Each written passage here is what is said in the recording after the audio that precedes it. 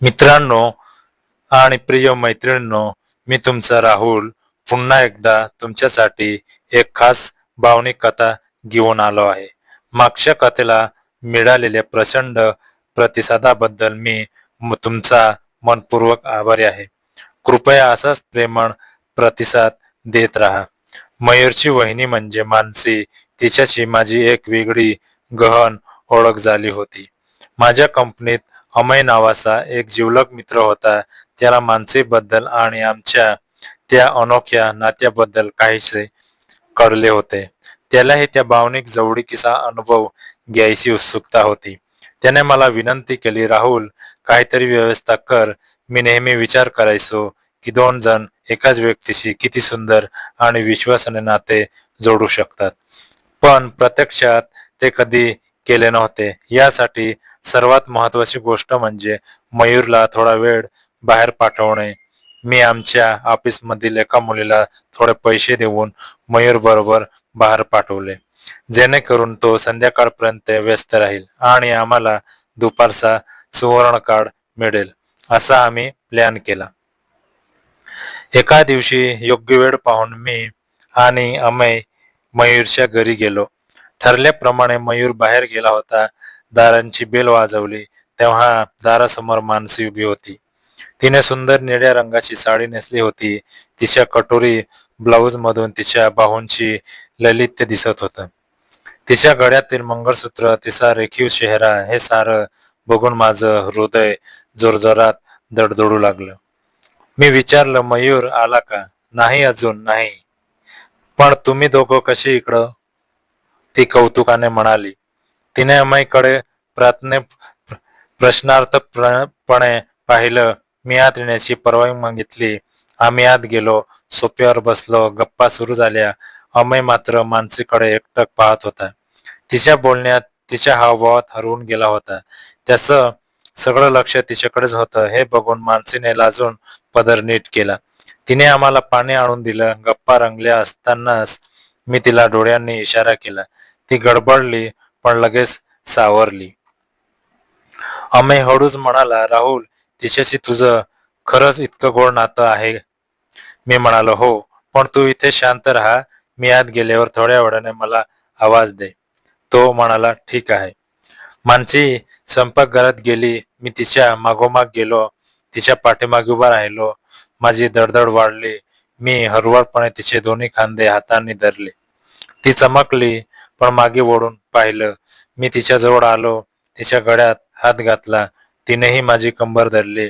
आमच्या डोळ्यात शब्द नसलेली भाषा होती. ती म्हणाली, बाहेर तुझा मित्र आहे, कोणी पाहिलं तर? मी म्हणालो, त्याला काही कळणार नाही. मला फक्त तुझ्या जवळ राहायचं आहे. मी तिच्या गालावर, होठावर, कपाळावर हळूवार स्पर्श केले. तिने डोळे मिटले आणि त्या सुंदर क्षणाचा आनंद घेतला. तिचा श्वास वाढला. मी तिच्या केसांमधून हात फिरवला. ती म्हणाली, राहुल, हे बरोबर आहे का? जे आपल्या हृदयाला गोड वाटतं ते बरोबर असतं, मी उत्तर दिलं. मी तिच्या कमरेवर हात ठेवून तिला जवळ घेतलं. त्या प्रेमळ स्पर्शात आम्ही दोघंही हरवून गेलो. इकडे अमयने आवाज दिला, राहुल, किती वेळ? मी हळूच मानसीला सोडलं आणि बाहेर आलो. मानसी भानावर आली. ती म्हणाली, हे खूप धोकादायक आहे. समोर कोणी आलं असतं तर? मी म्हणालो, पण ही भावना खरोखरच खास आहे. ती थोडीशी ओशाळली, पण तिच्या डोळ्यात समाधान होतं. अमयला पाहून ती गोंधळली. मी मानसीला हळूच म्हणालो, मानसी, अमय माझा जिवलग मित्र आहे. त्यालाही या सुंदर अनुभवाचा एक भाग व्हायचा आहे.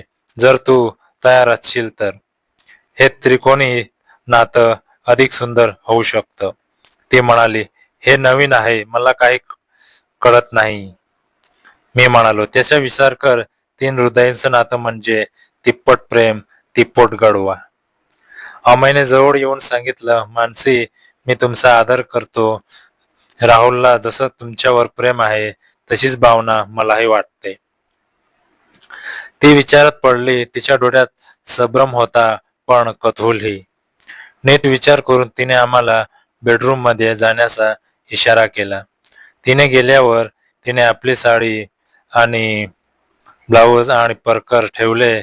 आमच्या समोर फक्त होती. तिचं ते रूप पाहून अमय थबकून गेला. त्याने हळूच तिला आपल्या जवळ घेतलं. तिच्या बाहांना, खांद्यांना, केसांना स्पर्श केला. ती लाजली, पण त्या स्पर्शाचा आनंद तिने अनुभवला. मी तिच्या पाठीमागे उभा राहून तिच्या खांद्यावर स्पर्श केले. अमयने तिचं हात धरले, तिच्या डोळ्यात पाहिलं. ती म्हणाली, हे सगळं खूप वेगळं आहे, पण चांगलं वाटतं. अमय म्हणाला, आम्ही दोघं तुमचा आदर करतो. आम्ही फक्त तुम्हाला आनंद द्यायला आलो आहोत. आम्ही तिला मध्यभागी घेतलं. ती तिच्या डाव्या बाजूला, अमय उजव्या बाजूला. आम्ही तिच्या हातांना, गालांना, खांद्यांना हळूच स्पर्श केलं. तिने डोळे मिटले आणि त्या प्रेमळ स्पर्शाचा आनंद घ्यायला सुरुवात केली. ती क्षणोक्षणी अधिक प्रेमळ, अधिक मोकळी होत होती. मी तिच्या होठांवर हळू स्पर्श केले.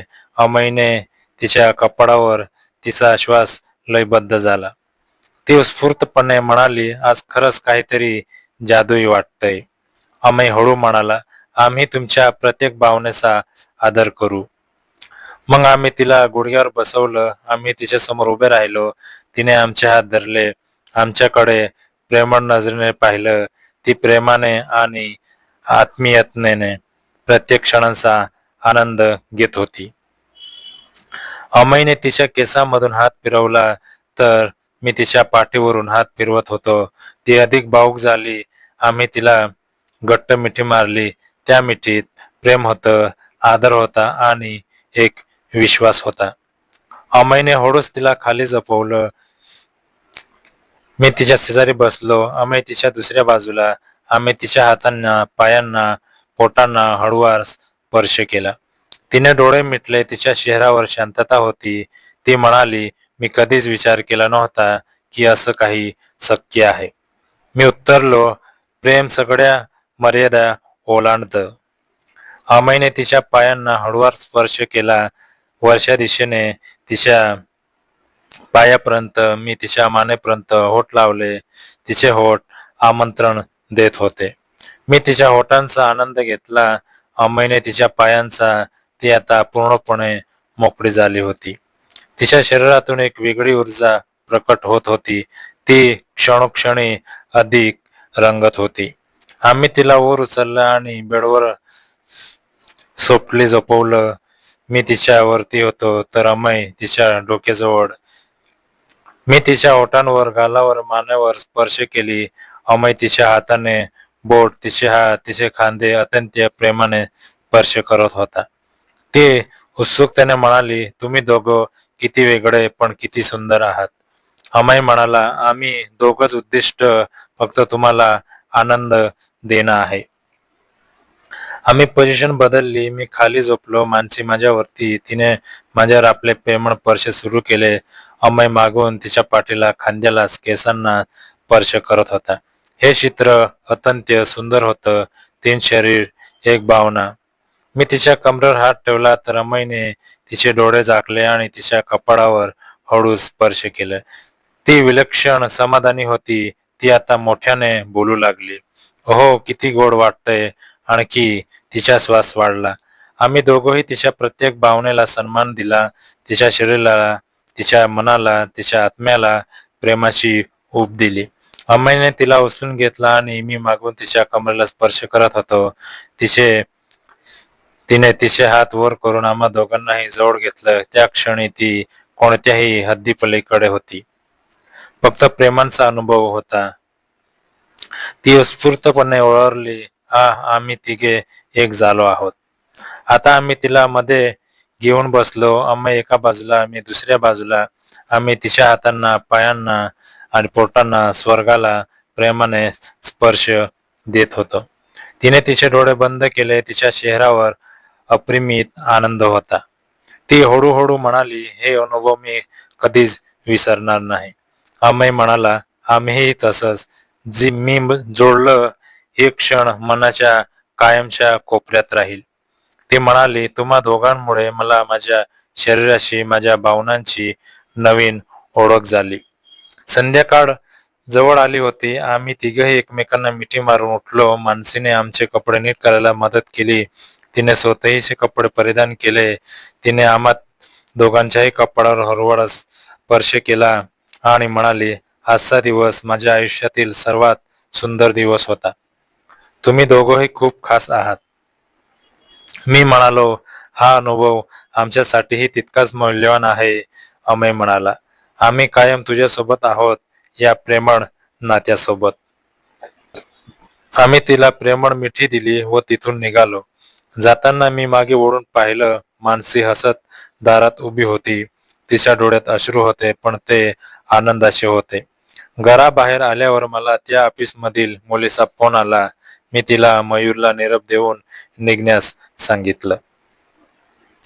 घराबाहेर पडल्यावर मी श्वास सोडला. मानसीचा त्या आनंदी गोड हास्याचा चेहरा अजूनही माझ्या डोळ्यासमोर होता. अमय माझ्या शेजारीच उभा होता, पण तोही गप्प होता. दोघांच्याही मनात एकच गोष्ट होती, आजचा दिवस कधीच विसरता येणार नाही. माझा फोन वाजला. ऑफिसमधील ती मुलगी होती.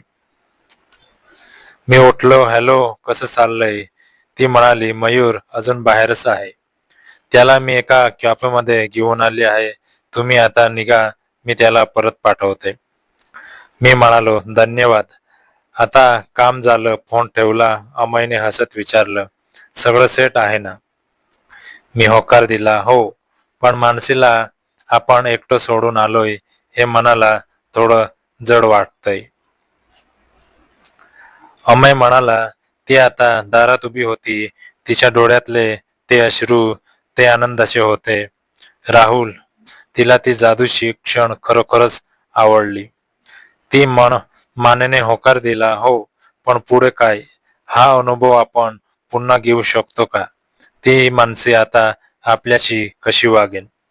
अमय म्हणाला, तिला आपण विश्वासात घेतलंय. तिला कळलंय की आपण तिचा आदर करतो. त्यामुळे ती आपल्यापासून दूर जाणार नाही. आम्ही परत आमच्या गाडीत बसलो. वाटेत अमयने विचारलं, राहुल, मानसीबद्दल तुला कसं वाटतं? ती फक्त एक वहिनी आहे का, की तुझ्या मनात काहीतरी वेगळं? थोडा वेळ गप्प राहिलो. मग मी म्हणालो, तिच्याशी बोलताना, तिच्या जवळ असताना मला शांती मिळते. तिच्यात एक साधेपणा आहे, एक प्रेमळपणा आहे, आणि आज तिने आम्हा दोघांना जो विश्वास दाखवला तो मी कधीच विसरू शकत नाही. अमय म्हणाला, मग उद्या काय करायचं?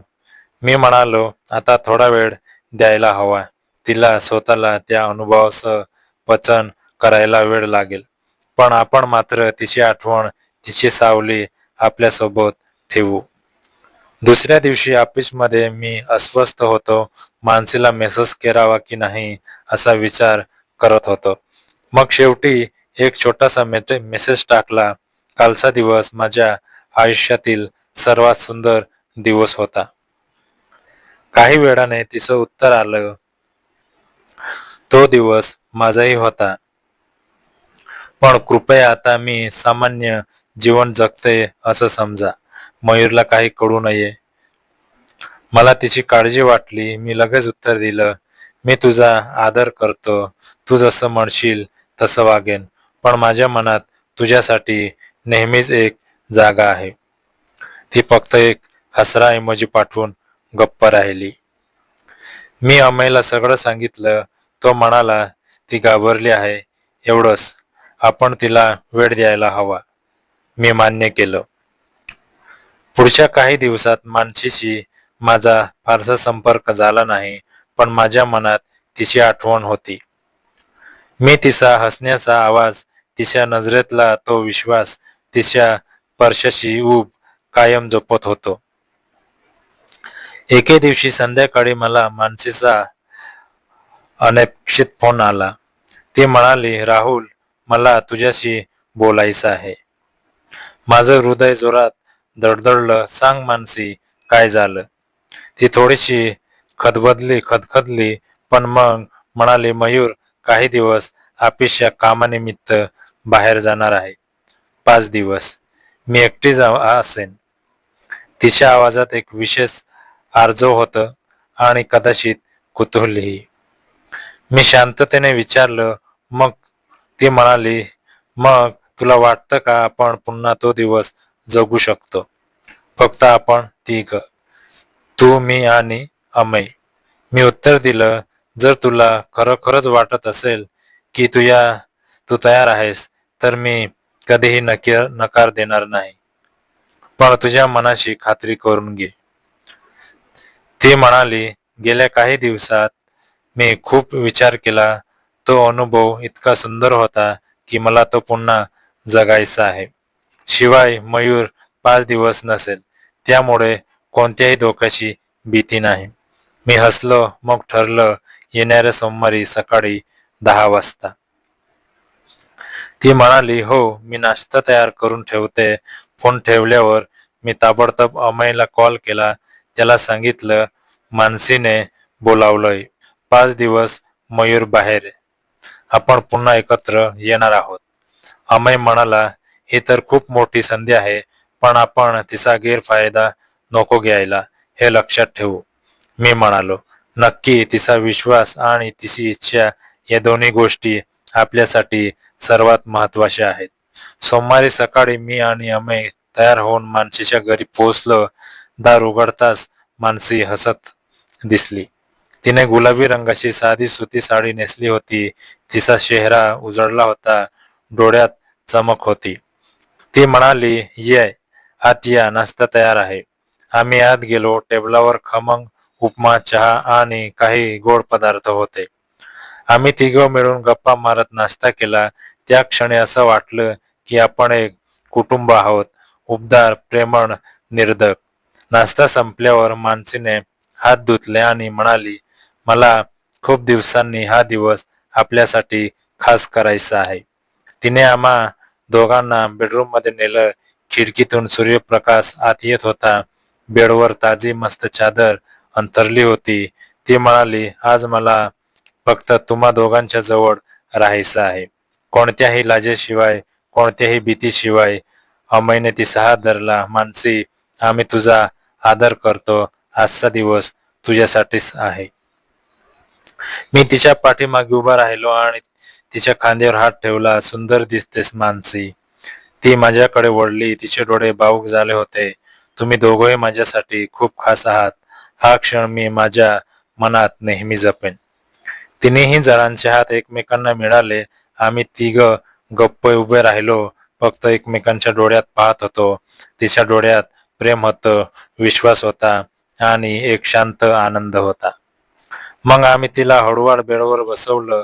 अमय तिच्या डावीकडे, मी उजवीकडे. आम्ही तिच्या केसांना, गालांना, हातांना स्पर्श केला. काहीही घाई न करता फक्त त्या स्पर्शाचा आनंद घेत होतो. ती म्हणाली, गेल्या वेळी मी घाबरले होते, पण आज मला पूर्णपणे मोकळं वाटतंय. मी तिच्या कपाळावर हळू स्पर्श केला. तू मोकळी आहेस, म्हणूनच हे अधिक सुंदर होतंय. अमयने तिचा हात उचलून त्याच्यावर हळू स्पर्श केलं. तुझी इच्छाच आपली इच्छा आहे मानसी. ती हळूच म्हणाली, आज मला आपल्या तिघं एक शरीर, एक मन, एक आत्मा व्हायचं आहे. तिच्या त्या गोड शब्दांनी आम्ही दोघंही भावुक झालो. आम्ही तिला मिठी मारली. एकाच वेळी दोन्ही बाजूंनी तिचा श्वास आमच्या जवळ होता. तिचं हृदय आमच्या जवळ धडधडत होतं. पुढचे काही तास आम्ही फक्त प्रेमात, आत्मीयतेत आणि विश्वासात घालवले. एकमेकांच्या स्पर्शाने, नजराने, शब्दांनी आम्ही एक अनोखं बंधन निर्माण केलं. मानसी म्हणाली, तुम्ही दोघंही एकमेकांपेक्षा वेगळे आहात, पण एकत्र येताना किती सुसंवाद साधता. अमय हसला, कारण आम्ही दोघांचंच ध्येय फक्त तू आहेस. मी जोडलं, आणि तुझा आनंद हाच आमचा आनंद आहे. त्या दिवशी खिडकीतून येणारा सूर्यप्रकाश, मानसीचं हास्य, अमयची शांतता आणि माझी भावनिकता सगळं एकत्र विणलं गेलं.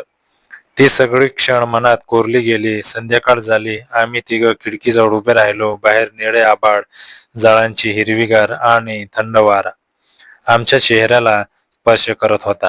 मानसी म्हणाली, हे दिवस संपतील, पण ही भावना कधीच संपणार नाही. आम्ही तिला घट्ट मिठी मारली. मी म्हणालो, आम्ही नेहमीच तुझ्यासोबत आहोत. जेव्हा मला हवं असेल तेव्हा आम्ही येऊ. अमय म्हणाला, तू एकटी नाहीस हे लक्षात ठेव. तिने डोळे मिटले. तिच्या डोळ्यातून 2 अश्रू गळले. ते प्रेमाचे, समाधानाचे होते. ती म्हणाली, धन्यवाद, तुम्ही दोघंही मला माझं अस्तित्व पुन्हा शोधून दिलं. रात्र होत आली. आम्ही निघण्याची तयारी केली. मानसीने आम्हा दोघांना जेवणाचं आमंत्रण दिलं, पण आम्ही नम्रपणे नकार दिला. तुला आराम हवा मानसी, उद्या पुन्हा येऊ. ती हसली. मग उद्या या दुपारी, तुमच्यासाठी स्पेशल काहीतरी करेन. आम्ही दोघं घराबाहेर पडलो. रात्रीचा काळोख शांत होता. तारे चमकत होते. अमय म्हणाला, राहुल, ही तर फक्त सुरुवात आहे. हे नातं अधिक गहन होणार आहे. मी मानेने होकार दिला. हो, आणि मी यासाठी तयार आहे. कारण मानसीचं हास्य, तिची मोकळीक, तिचं प्रेम हे सगळं खूप मूल्यवान आहे. आम्ही गाडीत बसलो. गाडी सुरू करताना मी मागे वळून पाहिलं. मानसी अजूनही दारात उभी होती. हात हलवत होती. तिच्या चेहऱ्यावर अतीव समाधान होतं. मी गाडी पुढे नेली. मनात विचार करत, आयुष्यात कधी कधी काही नाती अशी येतात जी नावापेक्षा भावनेने ओळखली जातात. मानसी, अमय आणि मी, आम्ही तिघं एक अनोखं वर्तुळ बनलो आहोत, जिथे फक्त प्रेम, आदर आणि विश्वास आहे. गाडी पुढे सरकली, पण माझी नजर मागेच होती. मानसी अजूनही दारात उभी होती. तिचा हात हलत होता. तिच्या होठांवर तेच गोड हास्य. अमय शेजारी बसला होता, पण तोही गप्प होता. आम्ही दोघंही त्या क्षणाचा आनंद घेत होतो. अमयने शांतपणे विचारलं, राहुल, आता काय? मयूर कधी परत येतोय? मी म्हणालो, 3 दिवसांनी, पण तोपर्यंत आपण मानसीला आपल्याशी बांधून ठेवायचं नाही. तिला तिच्या भावना जगू देऊ. तो म्हणाला, बरोबर आहे. मानसी खूप संवेदनशील आहे. तिला घाई नको. पुढचे 2 दिवस आम्ही मानसीला फोन किंवा मेसेज करत होतो. तीही उत्साहाने उत्तर देत होती. तिने एकदा म्हटलं होतं, तुम्ही दोघे माझ्या आयुष्यात आला आहात त्याआधी मला वाटत होतं की प्रेम म्हणजे फक्त एकटेसं असतं, पण आता मला कळलं, प्रेम तर वाटूनही वाढतं, कमी नाही होत. 3ऱ्या दिवशी सकाळी मला मानसीचा फोन आला. तिचा आवाज थोडासा अस्वस्थ होता. ती म्हणाली, राहुल, मयूर उद्या परत येतोय. मला तुमच्याशी एकदा भेटायचं आहे. आज संध्याकाळी शेवट शेवट शेवट या वेळी फक्त तू आणि मी. अमयला नको? मी आश्चर्याने विचारलं, पण अमयला का नको? ती हळू म्हणाली, कारण मला तुझ्याशी काही खास बोलायचं आहे. माझ्या मनात काही गोंधळ आहे आणि तोच तो दूर करू शकतोस. मी मान्य केलं. त्या दिवशी संध्याकाळी 5 वाजता आम्ही तिच्या घराच्या एका छोट्याशा बागेत भेटलो. तिथे एक ओसरी होती. तिच्यावर चढलेली वेल आणि हिरवीगार झाडं. माणसे आधीच आली होती. तिने साधी पांढरी साडी नेसली होती. तिच्या डोळ्यात गंभीरता होती. मी तिच्या शेजारी बसलो. काही क्षण गप्प बसलो. मग विचारलं, काय झालं मानसी? तू का अस्वस्थ आहेस? ती माझ्याकडे पाहिली. तिच्या डोळ्यात पाणी होतं. राहुल, या 3 दिवसात मला खूप काही कळलं. मी आनंदी आहे खरंच, पण मला माझ्या नवऱ्याचीही आठवण येते. मयूर माझ्यावर खूप प्रेम करतो. त्याची माझ्यावर पूर्ण श्रद्धा आहे. पण या 3 दिवसात मी तुझ्याशी, अमयशी जे काही शेअर केलं ते मयूरला कधीच सांगू शकत नाही आणि हे मला खूप दुःखी करतं. मी तिचा हात घट्ट धरला. मानसी, प्रेम कधी कधी गुप्तही असतं, पण ते खोटं नसतं. तू मयूरची बायको आहेस हे विसरून चालणार नाही आणि मी कधीच तुला तुझ्या नात्यातून बाहेर काढायचा नव्हतं. मला फक्त तुला आनंद द्यायचा होता. ती म्हणाली, तुला माहित आहे का, गेल्या 3 दिवसात मी मयूरला फोन केला. त्याच्याशी बोलले. त्याचा आवाज ऐकून मला जाणवलं की मी किती विचित्र आहे. एकीकडे तू आणि अमेय आणि दुसरीकडे मयूर आणि मी मध्ये अडकलेली. मी तिला जवळ घेतलं. तू अडकलेली नाहीस मानसी. तुला प्रेम करायला शिकवलं गेलंय. तू प्रामाणिक आहेस. तुझ्या भावना प्रामाणिक आहेत. पण आता हा प्रवास थांबवण्याची वेळ आली आहे का? ती माझ्या खांद्यावर डोकं ठेवून रडली. मला नाही थांबायचंय, पण नाही चालणार. मयूर परत येतोय आणि मला सामान्य बायको बनायचं आहे. पण ही आठवण तुझी, अमेची, त्या 3 दिवसाची, हे सगळं माझ्या मनात कायम राहील. आम्ही बराच वेळ बागेत बसलो, हातात हात घेऊन, डोळ्यात डोळे घालून. कोणी काही बोललो नाही, फक्त एकमेकांची साथ अनुभवली. मग ती उठली. तिने माझ्या गालावर हात ठेवला आणि म्हणाली, राहुल, ही आपली शेवटची भेट आहे. पुढे आपण फक्त ओळखीचे राहू, कारण मी मयूरशी प्रामाणिक राहायचं ठरवलंय. माझं कर्तव्य त्याच्यासोबत आहे. मी तिचा हातावर हळूवार स्पर्श घेतला. मी तुझा आदर करतो मानसी. तू जे ठरवलंस ते बरोबर आहे आणि जर कधी तुला माझी गरज भासली तर मी इथंच आहे, फक्त एक मित्र म्हणून. ती हसली. त्या हसण्यात अश्रू होते. धन्यवाद राहुल, तू माझ्या आयुष्यात आलास, मला माझीच ओळख करून दिलीस. आणि अमेलाही सांग, तोही माझ्या मनात कायम राहील. ती वळाली आणि चालत निघाली. तिच्याकडे पाहत राहिलो जोपर्यंत ती दृष्टीआड झाली नाही.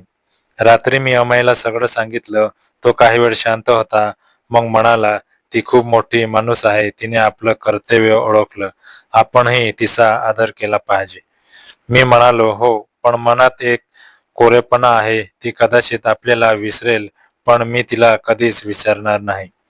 अमय म्हणाला, तेच तर खरं प्रेम आहे राहुल. कधी कधी प्रेम म्हणजे सोडून देणंही असतं. पुढचे काही महिने सामान्य होते. मयूर परत आला. मानसीने त्याच्याशी पूर्ण प्रामाणिक राहण्याचा निर्णय घेतला. अर्थात आमची भेट, ते क्षण, ते स्पर्श, हे सगळं तिने त्याला सांगितलं नाही, कारण ते तिचं वैयक्तिक आणि गुप्त होतं. पण तिने त्याच्याशी असलेलं नातं अधिक मजबूत केलं. मी आणि अमय आमच्या आयुष्यात पुढे सरकलो.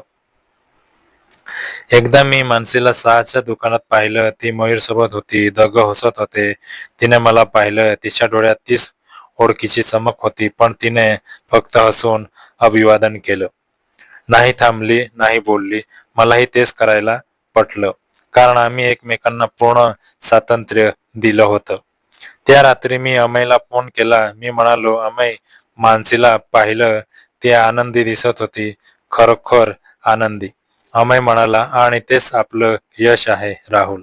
आपण तिला मार्ग शोधायला मदत केली. मी म्हणालो, हो, पण प्रेम म्हणजे मालकी नाही तर मुक्ती आहे, हे या कथेने मला शिकवलं.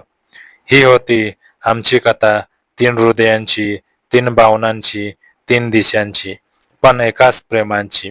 राहुल, अमय आणि मानसी. आम्ही तिघं आता वेगवेगळ्या दिशांनी जात आहोत, पण आमची आठवण, ते सुंदर दिवस, ते प्रेमळ क्षण, ते कायमचे आमच्यात आहेत. मी आजही त्या बागेत जातो जिथे मानसीला शेवटचं पाहिलं. तिथली वेल अजूनही हिरवी आहे, झाडं अजूनही उभी आहेत, आणि तिच्या हसण्याची सावली कायम आहे. प्रिय मित्रांनो आणि मैत्रिणींनो, ही होती माझी एक अनोखी ओळख या कथेत होतं. प्रेम जे हद्दी ओलांडतं, आदर जो नात्याला ताकद देतो, विश्वास जो प्रत्येक क्षणाला सुंदर बनवतो, आणि शेवटी एक निर्णय जो प्रत्येकाला त्याच्या जागी स्थिर करतो. ही कथा तुम्हाला कशी वाटली? मानसीचा निर्णय तुम्हाला योग्य वाटला का? राहुल आणि अमय यांची मैत्री तुम्हाला कशी वाटली? तुमचे सर्व विचार, प्रतिसाद, सूचना आणि भावना मला नक्की कळवा. आणि आपल्या मन चलचल या यूट्यूब चॅनलवर नवीन असाल तर सबस्क्राईब करायला विसरू नका. लाईक करा, कमेंट करा. मी तुमचा प्रत्येक शब्द मनापासून वाचेन, कारण तुम्हीच या कथा जिवंत करता. आता ही कथा संपते, पण तुमच्या मनातील भावना कधीच संपू देऊ नका. धन्यवाद मित्रांनो, तुमचा मन चलचल. प्लीज एक लाईक आणि सबस्क्राईब नक्की करा. धन्यवाद. धन्यवाद मित्रांनो. ओके.